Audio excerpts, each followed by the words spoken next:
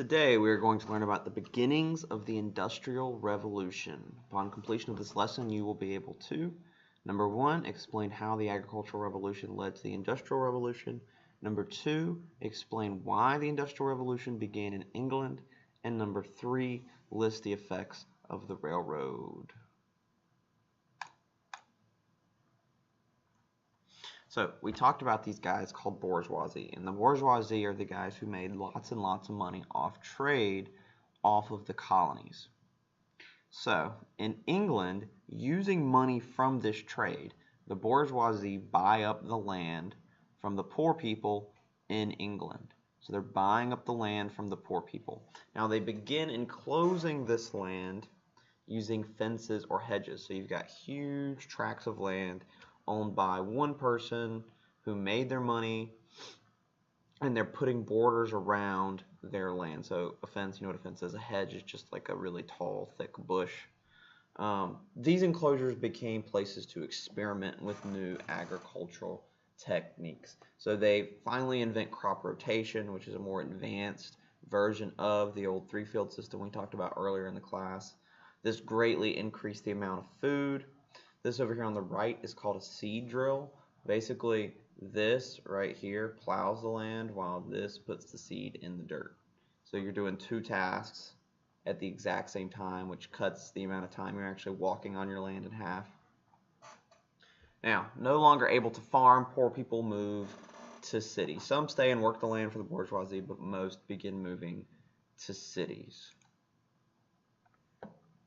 Next, we have innovations in livestock. People begin experimenting in animal eugenics. So basically breeding the biggest, strongest sheep with the biggest, strongest sheep and making really big, strong, more big, strong sheep.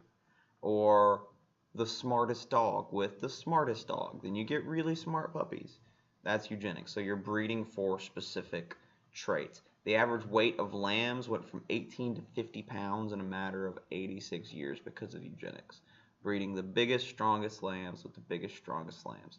With all the food, England's population explodes.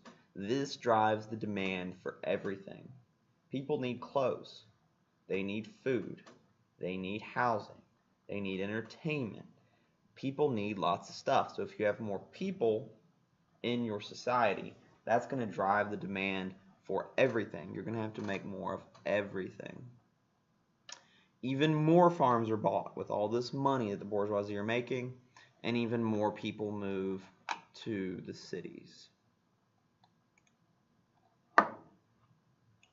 And this brings us to the Industrial Revolution. So we've got the Agricultural Revolution, we've got more food.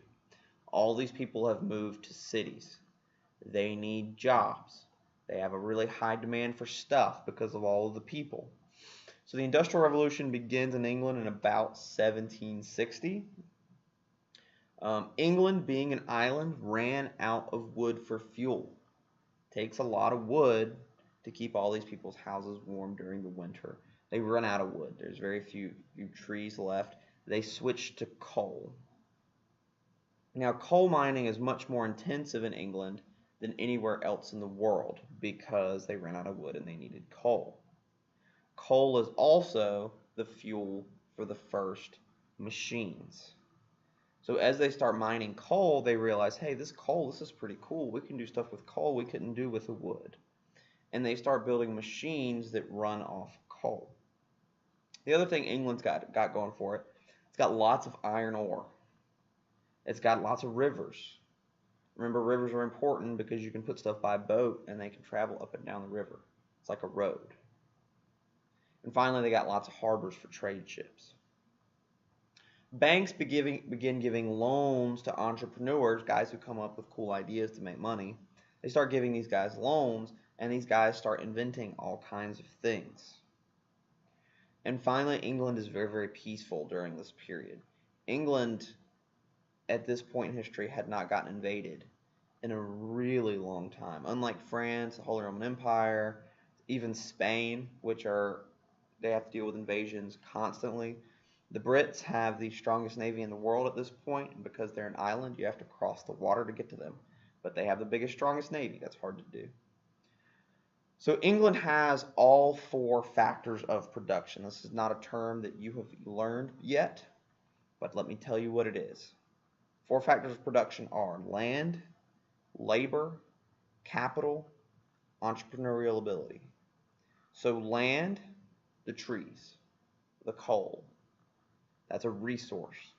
The labor, you need people willing to work. That's all these people who have moved to the cities because of the agricultural revolution. You need capital. That's the money to pay these people and buy machines. That's the bank giving loans. And finally, entrepreneurial ability. So the guy that comes up with the idea to combine land, labor, and capital into something useful for society. England's got all four. And ultimately, this is why the Industrial Revolution starts in England. The agricultural revolution leads to a surplus of labor. It's already got the land. It's already got the natural resources. It's peaceful, so banks don't mind giving money to entrepreneurs instead of like Spain, where all the banks giving all the money to the government. And finally, you've got lots of people running around with good ideas. This leads to the Industrial Revolution beginning in England. So the first major industrial product is cloth. So a series of innovations kind of sort of happen all at the same time, which rapidly increase the rate at which cloth can be made. Now, these machines are really, really big. They're so big they can't be stored at home. So they start building these things called factories, basically really big buildings, like over here on the right, filled with machines who have one purpose, and in this particular case, it is to produce cloth. So all of these machines you see lined up are all doing the exact same thing. They're producing cloth in one giant building known as a factory. Now, workers did not own the machines. They did not own the machine they worked on. Some entrepreneur guy who's running a cloth making business, he owns the machines. The workers just come and work for him. Now, England, because of all of these machines, because of all this entrepreneurial ability, because of the four factors of production, are able to produce cloth very, very cheaply at a very high rate. Now, you need lots of cloth because they got so many people that need to clothe. But because their cloth is cheaper than everybody else's, they're able to sell it around the world for lots and lots of money.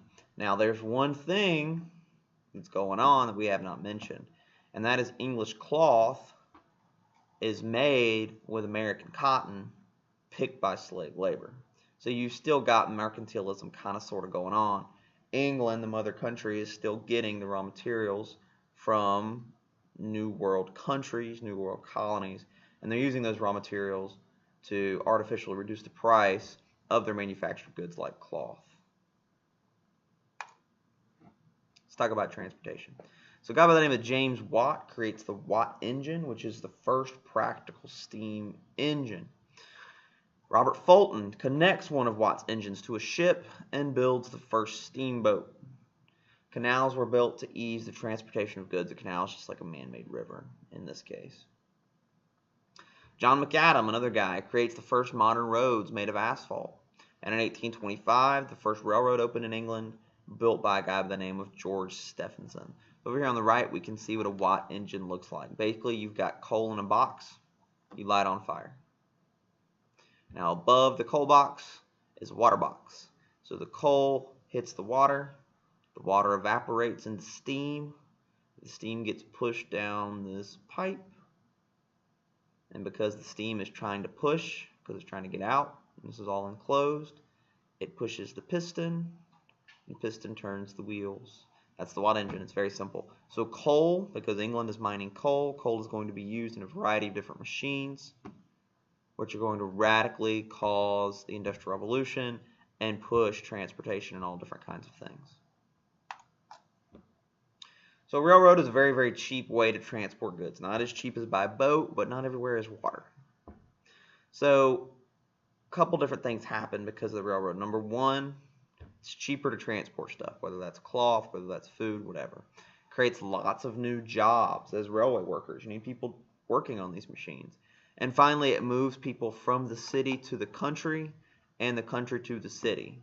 Because now you can live out in the woods, jump on a train, get to work in the city, and then train back. So people have the option not to necessarily live where they work anymore. They can move around a little bit.